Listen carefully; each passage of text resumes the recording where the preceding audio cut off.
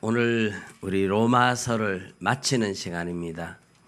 로마서 마치고 나서 제가 당분간은 로마서의 중요한 부분들을 로마서 8장에 대해서 몇 가지를 더 말씀을 나누려고 하고 있어요.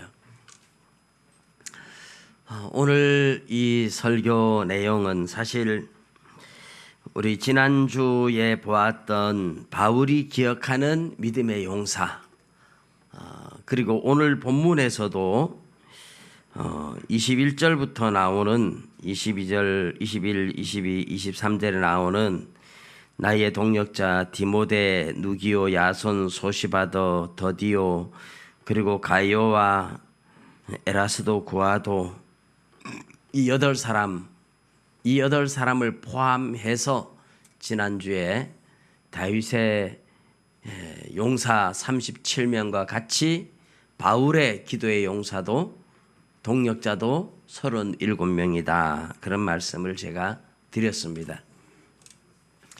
구약으로 말하면 다윗 왕을 도와서 전쟁에서 승리를 했던 다윗의 용사고, 신약으로 말하면 바울을 도와서 전도하며 복음으로 세상을 정복해 나가는데 동력했던 믿음의 동력자들이다.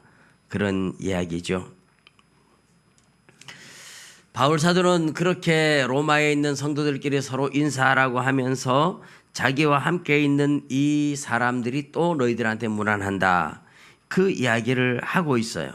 그 이야기를 하고 있는데, 그런데 갑자기 중간에 오늘 우리가 읽은 17절에서 20절까지 한 가지 삽입을 하고 있습니다. 그 삽입한 내용은 이래요. 형제들아, 내가 너희를 권하노니 너희가 배운 교훈을 거슬러 분쟁을 일으키거나 거치게 하는 자들을 살피고 그들에게서 떠나라. 이 사람들과 함께 하지 말라. 이 사람들에게서 떠나라 하는 겁니다. 예수 믿는 사람이 떠나야 할 사람이 있어요. 이 사람들과 함께 도저히 할 수 없는 사람들이 있다 하는 말이죠. 예수 믿는 사람들은 원수도 사랑해 주라 그러잖아요. 그죠? 원수도 사랑해 주고 모든 사람을 품을 수 있을 것 같은데, 그런데 바울 사도가 이런 사람들에게서는 떠나라. 이런 사람들하고는 같이 어울리지도 마라. 그렇게 말씀하고 있는 사람들이 있습니다. 어떤 사람들을 살피고 그들에게서 떠나라고 하느냐? 내가 너희를 권하노니 하면서 너희가 배운 교훈을, 이것은 로마서 1장에서 지금까지 16장까지 오면서 바울 사도가 얘기했던 모든 내용이 너희가 배운 교훈이죠. 그래서 그 교훈이 무엇인가 하는 것은 조금 있다가 좀 더 나누겠습니다. 마지막 총정리, 옛날에 전과 같은 거 보면 다 읽고 나면 마지막에 총정리를 가지고 요약을 해주는 경우들이 있죠. 오늘 마지막 시간이니까 로마서 총정리를 조금 해야 될 것 같아요. 그런데 이런 교훈을 거슬러 분쟁을 일으키거나, 이래.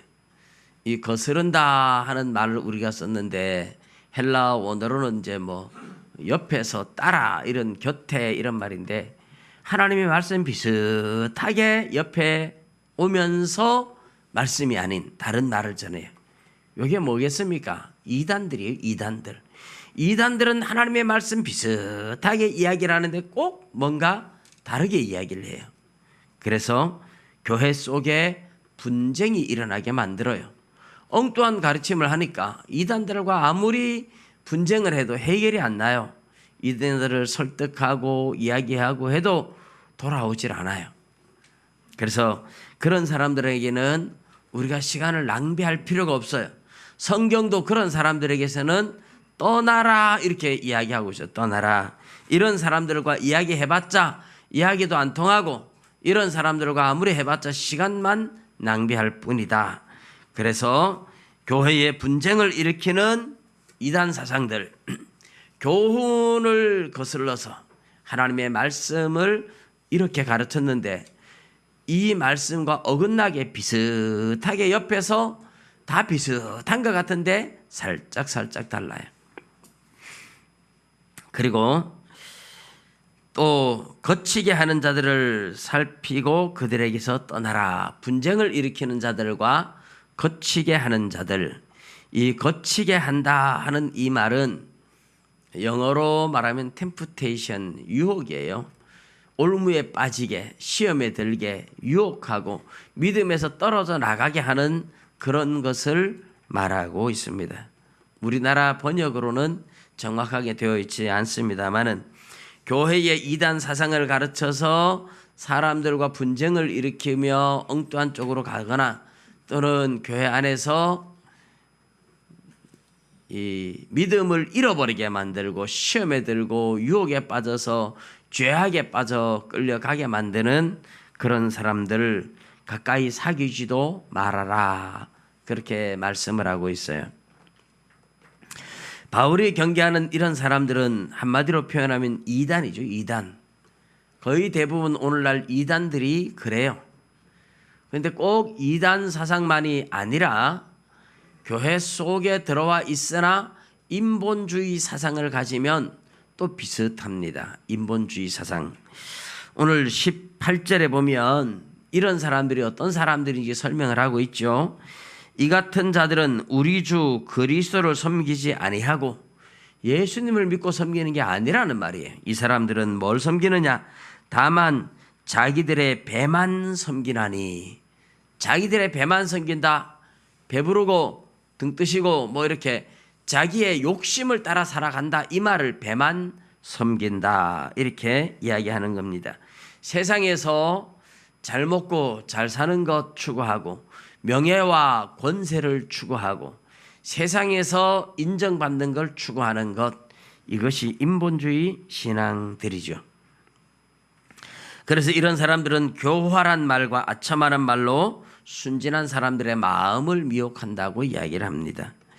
교회에 열심히 다니고 있는데 하나님의 말씀에 전혀 관심이 없는 사람들이 있어요.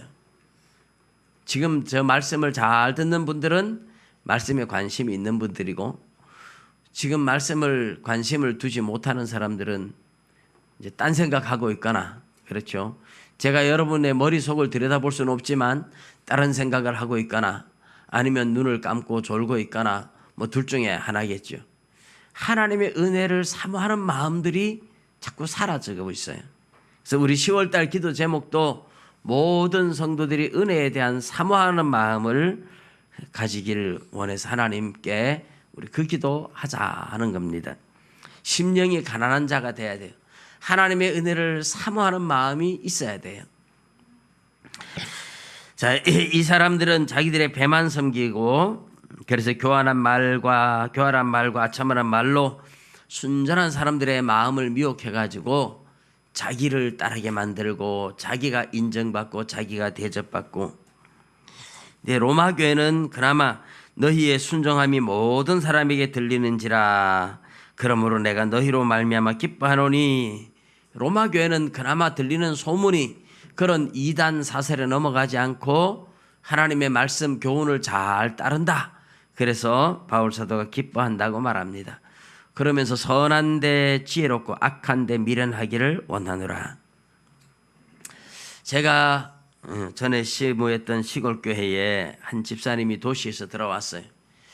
근데 이분이 아주 자기 간증을 하면서 뜨겁게 막 눈물을 흘리면서 집사님들한테 막 야단을 쳐요. 신앙이 그래 가지고 안 됩니다. 하나님이 우리를 얼마나 사랑하셨는데 이러면서 막 자기가 뜨겁게 은혜 받았던 체험, 거짓 체험은 아니에요. 진짜 은혜 받았고 체험을 했고 그래서 뜨겁게 간증을 하니까 시골교회 몇 안 되는 집사님들이 집사님 믿음 좋다. 그래서 모두가 그 사람을 바라보면서 믿음 좋다, 믿음 좋다. 그렇게 이제 막 존경하고 따라가고 있어요. 그런데 1년도 안 돼서 이분이 그만 술을 먹고 부부 싸움을 하고 난리가 났어요. 그래서 사람들이 또 얼마나 더 실망을 하겠어요. 그 집사님 신앙 좋은 줄 알았더니 엉망이다고. 여러분, 사람의 말에 현혹되면 안 돼요. 사람의 신앙이 은혜 받으면 금방 뜨거웠다가 또 은혜가 식어지면 과거에 너무 험악하게 살았던 사람은 금방 또 과거의 습관과 기질들이 나타날 수가 있어요. 한결같은 신앙으로 자라가려면 신앙이 성숙해야 됩니다. 과거에 우리나라에도 아주 큰 도둑 조 씨가 있었죠.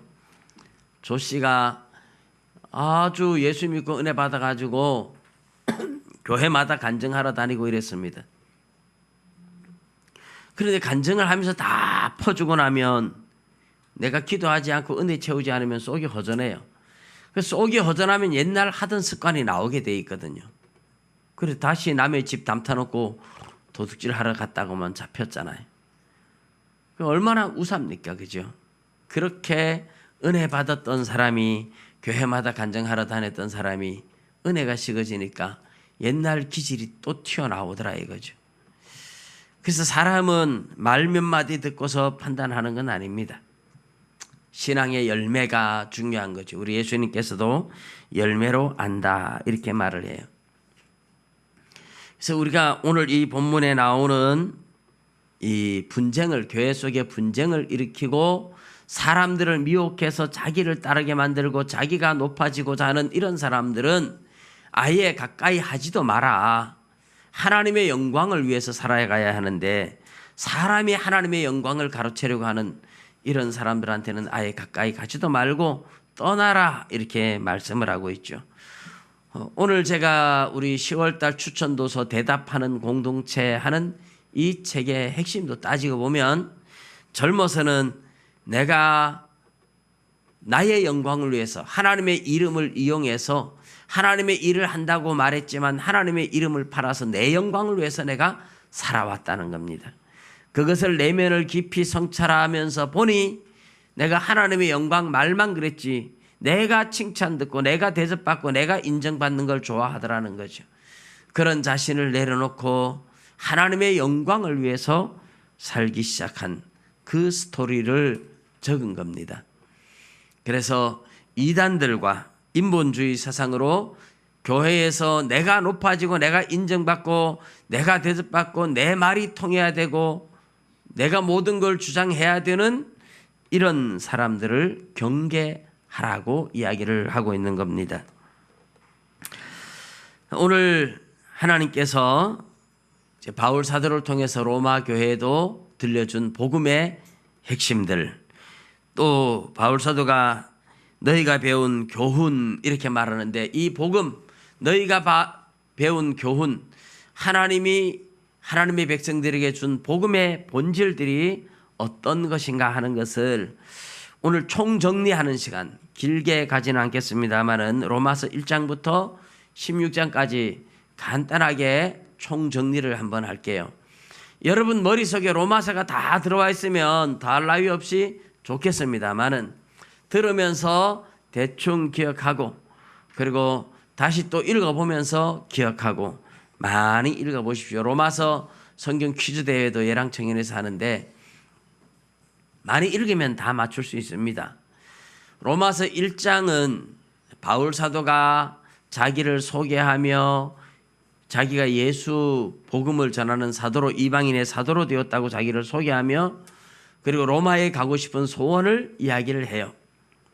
그리고 복음에는 하나님의 의가 들어있어서 믿음으로 믿음에 이르게 한다는 이야기를 하는 것. 이 로마서 1장 16절에서 17절 이 두 구절이 어떻게 보면 로마서의 핵심일 수도 있어요.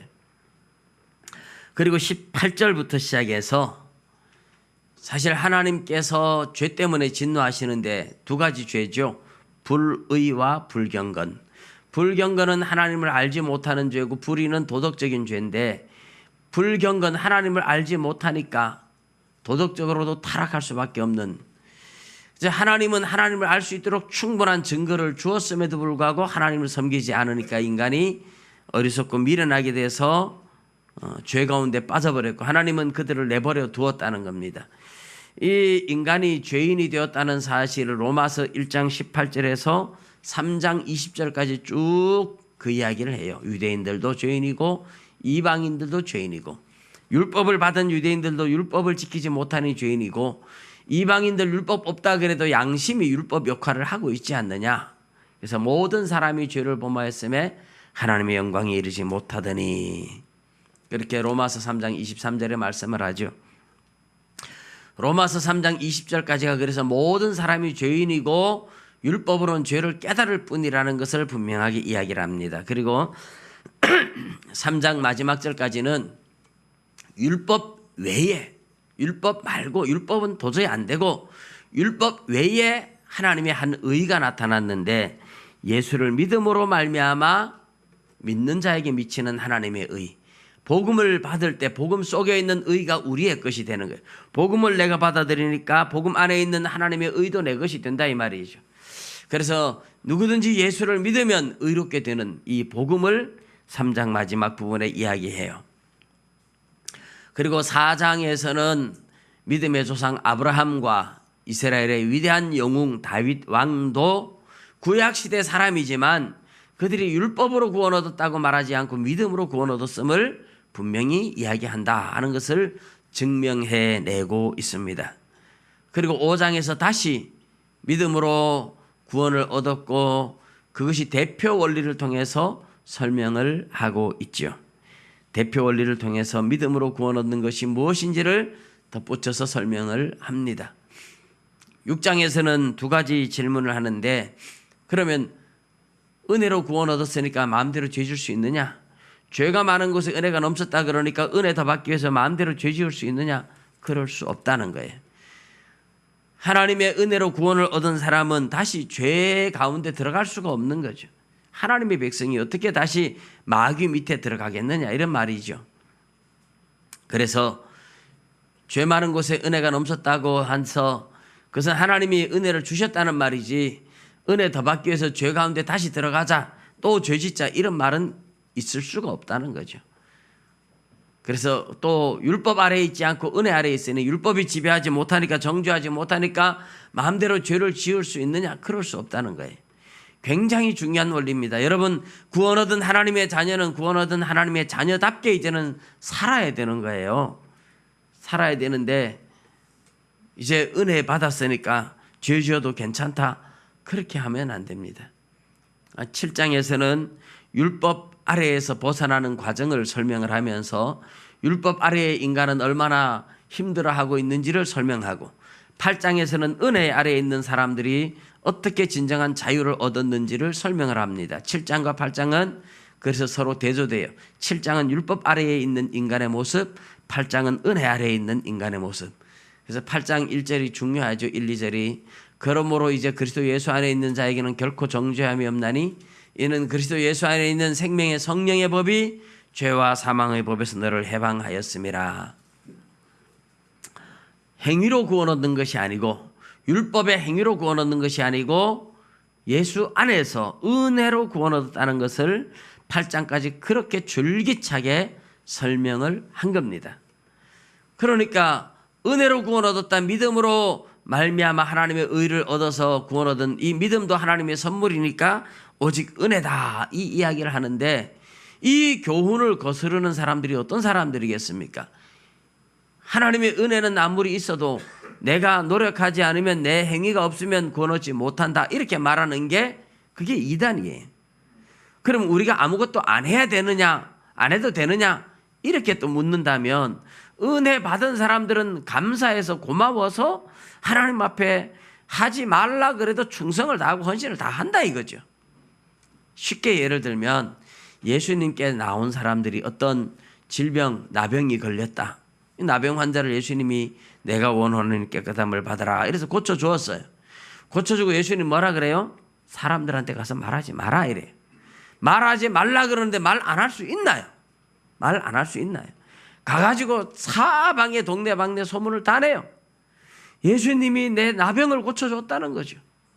이걸 말하지 마라 그래도 안 할 수 없는 거예요. 내가 이런 병에서 예수 만나서 내가 고쳤다는 거, 이걸 어떻게 말을 안 할 수 있어요? 그러니까 예수님이 너무 소문이 나가서 사람들이 병 고치려고 오니까 예수님이 동네에 제대로 들어가지도 못했던 적이 한두 번이 아닙니다. 여러분, 은혜를 받은 게 바로 그런 거예요. 평생 고칠 수 없는 나병 환자들, 소경들, 귀머거리, 중풍병자, 세상에서 더 이상 소망이 없는 사람들이었어요. 근데 예수님이 와서 고쳐주었어요. 얼마나 고맙고 감사한지. 가는 곳곳마다 예수님 자랑하고 예수님 드러내고 예수님 증거할 수밖에 없죠. 예수님이 소문내지 마라. 소문 안 낼 수 없는 거예요. 이런 것처럼 은혜로 구원 얻은 사람들은 가만히 놔둬도 주님을 위해서 헌신하고 충성하고 자발적으로 하는 거죠. 이게 구원 얻은 증거인 줄 믿으시기 바랍니다. 그게 이제 로마서 8장까지의 내용이 그런 거예요. 그리고 9장, 10장, 11장은 그러면 유대인들은 버림받았느냐? 이방인들만 구원 얻느냐? 그렇지 않다는 거예요. 유대인들은 덜어는 완악하게 만들고 이방인들은 충만한 수를 채우고 하는 과정을 통해서 하나님은 유대인들은 유대인들대로 이방인들은 이방인들대로 하나님이 선택한 백성들은 하나도 빠짐없이 다 구원 얻는다 하는 얘기를 하면서 그 모든 것에 대한 주권을 하나님이 가지고 계시다는 거죠. 하나님은 토기장이 권세, 토기장이가 토기를 흙으로 빚어가지고 만들고 싶은 대로 만들 수 있는 것처럼 하나님이 우리 인생에 그런 권세, 창조 주시니까 할 수 있다 하는 얘기를 하십니다. 그리고 12장, 13장, 14장, 15장까지 오면서 그러므로 이제 우리가 구원 얻은 하나님의 자녀가 됐잖아요. 그러니까 이 세대를 본받지 말라는 거죠. 이 세대는 이 세상의 가치관, 이거 본받으면 안 된다는 거죠. 이 세상의 가치관은 썩어져가는 구습을 쫓는 옛 사람들의 가치관이에요. 그래서 시대를 분별해서 세상을 따라가지 말고 하나님이 기뻐하는 것이 무엇인지 분별해서 하나님 기뻐하는 뜻을 행하는 사람들이 되라. 우리 몸을 하나님이 기뻐하는 거룩한 산 제물로 드리라고 말하죠. 이것이 우리가 드릴 영적 예배다. 그러면서 우리 몸을 하나님이 기뻐하는 산 제물로 드리는 삶이 뭐냐 하는 것을 12장에서 13장에서 14장에서 15장에서 하는데 12장에서는 서로 사랑하고 원수까지 참 사랑해주고 이런 얘기하면서 13장에서는 이제 개인의 관계에서 나라, 국가 권력자들한테까지도 순종하는 이야기들을 쭉 해요. 물론 의에 대해서, 악에 대해서는 저항할 수 있어야 되겠지만, 그리고 13장 끝에 가서는 이제 자다가 깰 때가 벌써 되었으니까 더 이상 어둠의 옷을 입고 있으면 안 된다. 정신 차려라. 깨어라. 그런 얘기를 하고 있습니다. 그리고 14장 15장에서 결론적으로 정말 하나님의 백성이 사는 가장 가치 있는 삶은 덕을 끼치는 거예요. 형제를 사랑하며 덕을 끼치는 거예요. 덕을 끼치는 거. 이 중요한 거예요. 믿음이 좋다고 믿음이 약한 자들을 너는 왜 그거밖에 안 돼? 너는 왜 그거밖에 못해? 이렇게 신앙이 어린 사람을 이해하지 못하고 계속 신앙이 어린 사람들을 정죄하고 비판해서도 안 되고, 신앙이 어린 사람들을 또 신앙이 좋은 사람들을 함부로 한다고 또 뭐 이렇게 비판해서도 안 되고, 서로가 서로를 이해해주고 용납해주고 품어주고 기다려주고 그렇게 해주라는 겁니다. 그러면서 덕을 세우라고 하는 거죠. 그것이 이제 로마서 14장 15장에 나오는 이야기입니다. 로마서 총정리를 했어요. 지금 들어도 뭐가 뭔지 잘 모르시는 분들도 들어 있을 수 있는데, 더 한마디로 함축해서 로마서를 총정리하자면 우리의 노력과 행위로서 구원 얻을 수는 없고, 예수님을 믿을 때 하나님이 의를 우리에게 주어서 믿음으로 구원 얻는다 하는 겁니다. 그리고 믿음으로 구원 얻으면 이제 내 행위가 아닌 믿음으로 구원 얻었으니 내 노력으로 구원 얻는 게 아니니까 아무런 노력도 안 해도 되느냐 이렇게 묻지 말라는 거예요. 오직 노력이 아닌 믿음으로 구원 얻고 은혜로 구원 얻은 사람은 하지 말라 그래도 스스로 감사해서 충성하고 헌신하게 되어 있다. 그 이야기를 하고 있습니다. 한국교회에 열심히 행위로 구원 얻으려고 하는 사람들이 많아서 믿음으로 구원 얻는다는 걸 열심히 가르쳐 왔는데, 이제는 거꾸로 믿음으로 구원 얻으니까 이제는 뭐 내 멋대로 살아도 돼. 열심을 안 내도 돼, 헌신해도 안 해도 돼, 이런 식으로 오해하는 사람들이 너무너무 많아졌어요. 과연 구원 얻은 사람이 맞는지 자신을 돌아보세요. 구원에 대한 감격이 있는지, 감사해서 주님 앞에 헌신하고 충성하고 싶은 마음이 있는지, 구원의 감격을 잃어버리지는 않았는지 우리 자신들을 돌아보아야 됩니다. 다윗이 뭐라 그랬느냐 하면, 우리아의 아내 밧세바를 범하고 난 후에 다윗은 자기가 구원을 잃어버렸다고 생각을 해요. 그래서 시편 51편에 보면 하나님 앞에 자기 죄를 씻어달라고 눈물로 회개하면서 구원의 기쁨을 다시 회복시켜달라 그래요. 구원의 감격을 잃어버렸다는 거죠. 구원의 확신도 잊어버렸어요. 너무 큰 죄를 짓고 나니까 구원에 대한 확신을 잊어버렸어요. 여러분 안에 구원의 감격이 있습니까? 그 구원에 대한 기쁨과 감격 때문에 헌신하고 충성하는 삶이 이루어지고 있습니까? 아니면 구원의 감격을 잃어버려서 이론적으로만 나는 구원받았어 알고 감사도 없고 감격도 없고 확신도 없이 그냥 몸만 왔다 갔다 하고 있지는 않은지 자신을 살펴보셔야 돼요. 로마서를 읽으면서 이 로마서 때문에 변화된 사람들이 세상에 너무너무 많아요.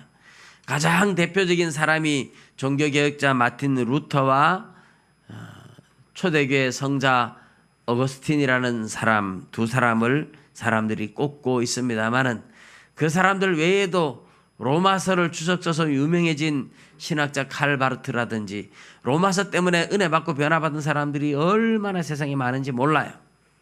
로마서는 모든 성경이 하나님의 말씀이지만 로마서는 복음을 가장 잘 정리하고 요약해 놓은 책이기 때문에 여러분 로마서는 한 100번쯤 읽으셔도 절대로 많이 읽은 게 아닙니다.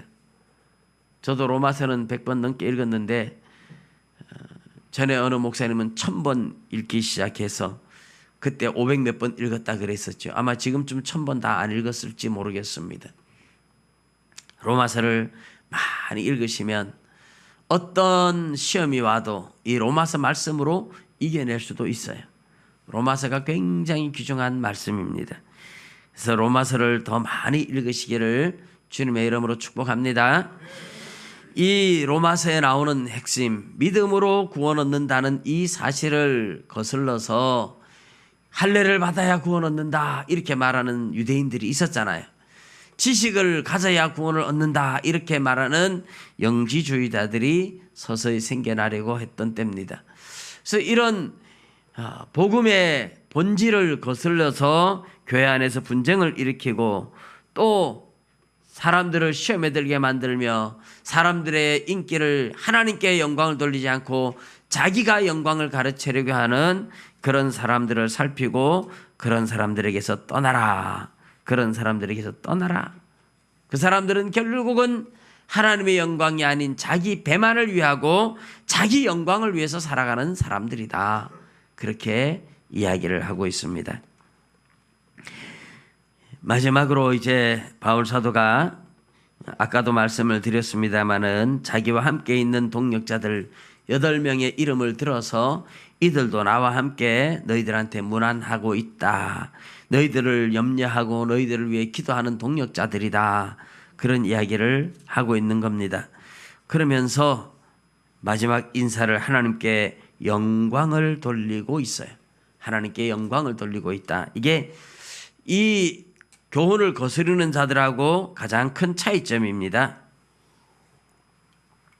바울 사도는 나의 복음과 예수 그리스도를 전파함은 영세 전부터 감추어졌다가 이제는 나타내신 바 되었으며, 복음이 예수가 하나님께서 창세 전부터 계획하신 거지만 감추어져 있다가 이제 나타난 거죠. 그래서 영원하신 하나님의 명령을 따라서 선지자들의 글로 말미암아 모든 민족이 믿어 순종하게 하시려고 알게 하신 것인데, 이 신비의 계시를 따라 된 것, 이 복음으로 너희를 능히 경고하게 하실 지혜로우신 하나님께. 로마 교회가 복음을 받았는데 이 복음을 제대로 알면 흔들리지 않고 신앙이 견고하게 뿌리를 내릴 수 있다고 말하는 거죠. 그 하나님께 지혜로우신 하나님께 예수 그리스도로 말미암아 영광이 세세에 무궁하도록 있을지어다. 아멘. 이렇게 인사인데 하나님께 영광을 돌리는 것으로 인사를 마무리하고 있어요. 바울 사도의 삶은 항상 그랬어요. 하나님께 영광을 돌리는 삶이었어요. 자기가 영광을 받으려고 하는 것이 아니고 하나님께 영광을 돌리는 것. 이 굉장히 중요한 원리입니다. 마가복음 1장에 보면 우리 예수님께서 베드로의 장모의 열병을 고치고 하는 그 동네에, 가버나움 동네에 사람들이 소문이 들리니까 예수님을 찾아서 막 사람들이 많이 몰려들었어요. 그런데 예수님은 이른 새벽같이 기도하러 가요. 그래서 사람들이 몰려오기 전에 예수님은 벌써 자리를 비웠어요. 기도하러 한적한 곳에. 제자들이 예수님을 찾다가 예수님 만났어요. 예수님, 사람들이 지금 많이 몰려와서 예수님 찾습니다. 빨리 가야 됩니다. 예수님, 안 가요. 다른 마을에 가자. 거기서도 전도하리 내가 이 일을 위하여 왔노라. 이래요. 이게 무슨 말일까요? 예수님이 이 동네에서 병을 고치고 기적을 일으키고 복음을 전했습니다. 사람들이 예수님께 구름처럼 몰려왔어요. 거기 있으면 예수님이 어떻게 될까요? 인정받고 대접받는 자리입니다. 그런데 예수님은 인정받고 대접받는 자리를 떠났다는 얘기입니다. 그리고 아무도 알아주지 않는, 아무도 알지 못하는 낯선 동네로 가서 또다시 복음을 전하고 거기서 병자를 고치고 그렇게 하시겠다는 거예요. 제자들의 마음은 굉장히 섭섭했을 거예요. 예수님, 이 동네 가서 좀 대접 좀 받고 갑시다. 아침도 좀 얻어먹고 사람들이 와 하고 막 예수님 떠받들 때 제자들은 원님 덕에 나팔 분다고 거기서 뭐 줄을 서시오 하고 또 큰 소리 좀 치고 예수님 덕분에 좀 대접도 받고 하고 싶은데 예수님이 가자는 거예요. 제자들 어떻게 해야 돼요? 예수님의 제자라면 예수님이 가자는 곳으로 가는 겁니다. 내가 영광 받는 자리로 가는 것이 아니라 예수님이 가는 자리로 가는 거예요. 그게 제자의 삶입니다. 많은 사람들이 교회를 통해서 예수님의 이름을 통해서 영광 받는 자리에 가고 싶어 하죠. 그래서 큰 교회에 가서 대접받고 인정받고 싶은 마음들을 가지고 있어요. 이거는 모든 인간의 모습이기 때문에 어쩔 수 없는 현실이에요. 제자들의 마음도 그렇고 사도들의 마음도 그렇고 모두가 그럴 수밖에 없어요. 그러나 그런 자기의 욕망을 이기고 예수님이 가자 하면 가야 하는, 이게 진짜 제자의 모습이죠. 바울 사도는 항상 그랬어요. 바울 사도가 전도해 놓은 교회들이 엄청나게 부흥했습니다. 부흥했는데 바울은 거기 더 있고 싶어요. 그런데 주님이 가자, 가야 돼요. 근데 주님이 가자 이렇게 말하지 않아도 바울이 안 가고 대접받고 있으려고 하면 하나님께서 가만히 안 놔둡니다. 거기에 유대인들이 나타나서 폭동을 일으키고 데모를 일으키고 난리가 납니다. 어쩔 수 없이 바울이 떠나야 돼요. 바울은 그렇게 떠나면서 소아시아와 마게도냐 지역과 아가야 지역과 로마까지 가서 복음을 편만하게 전하는 사람이 되었던 겁니다. 바울이 영광받는 자리에 머물러 있질 않아요. 바울이 얼마든지 대접받고 있을 수 있었습니다. 전도해서 많은 사람들이 예수 믿고 기적이 나타나고 그러면 그곳에서 정착해 있을 수도 있었어요. 그런데 그렇게 정착해 있기에는 하나님이 원하질 않아요. 바울에게 너의 사명은 그게 아니야. 너는 이방인 전도를 위해서 내가 부른 이방인의 사도인데 아직까지 전도할 곳이 많다. 가자. 바울을 하나님께서 계속 이끌어가는 겁니다. 바울은 그 하나님의 명령을 따라서 평생을 그렇게 살다가 갔어요. 이 세상에서 대접받고 인정받고 누리고 살아본 적이 없는 사람이에요. 어디서 누릴까요? 하늘나라에서 누리겠죠. 여러분, 우리는 바울보다 훨씬 더 많이 누리고 있는 것 아닙니까? 어쩌면 오늘 우리들의 삶은 옛날에 임금님보다 더 화려하게 누리고 사는 시대에 먹을 것이 임금님보다 풍성한 것 같아요. 옛날에 임금님 본거차 타봤어요? 못 타봤습니다. 저는 봉고차 몰고 다니지만 임금님은 봉고차 구경도 못했습니다. 오늘 우리가 훨씬 더 대접받고 살아요. 바울사도 일생 동안 돌아다니면서 전도하느라고 오늘 우리는 그렇게 고생하지 않아요. 어쩌면 우리는 바울사도보다도 더 호강하며 살고 있고 임금님들보다도 더 호강하고 살고 있는 시대에 살고 있는데, 그럼에도 불구하고 우리는 또 더 영광을 누리고 싶어하는 욕망들, 인정받고 싶어하는 욕망들, 끊임없이 내가 인정받고 대접받고 싶어하는 욕망들이 우리 안에 꿈틀거리고 있습니다. 바울사도는 언제나 그런 자기 자신과 싸워서 그런 욕망들을 십자가에 못 박고 하나님의 영광을 위해서 살아갔던 겁니다. 그래서 마지막 인사도 언제나 하나님께 영광이 있을지어다, 그렇게 인사를 하면서 맺습니다. 교훈을 거스르는 사람들, 분쟁을 일으키고 교훈을 거스려서 사람들을 미혹하는 이 사람들은 뭘 위해서 살았나요? 그들의 삶의 목적이 뭐였나요? 자기의 배만 위하고 자기의 영광만 위하는, 자기가 높아지려고 하는 인본주의 신앙자들이었습니다. 그런데 바울 사도 같은 믿음의 선조들은 자기 영광이 아닌 하나님의 영광을 위해서 살았어요. 자기가 죽어도, 자기의 몸을 다 희생해도 하나님의 영광을 위해서라면 기꺼이 걸어갔던 바울 사도의 모습, 저와 여러분도 주님을 따라서 우리 자신들은 십자가 뒤에 감추시고 하나님의 영광 위해서 살아가는 저와 여러분 다 되시기를 주님의 이름으로 축복합니다. 기도드리겠습니다.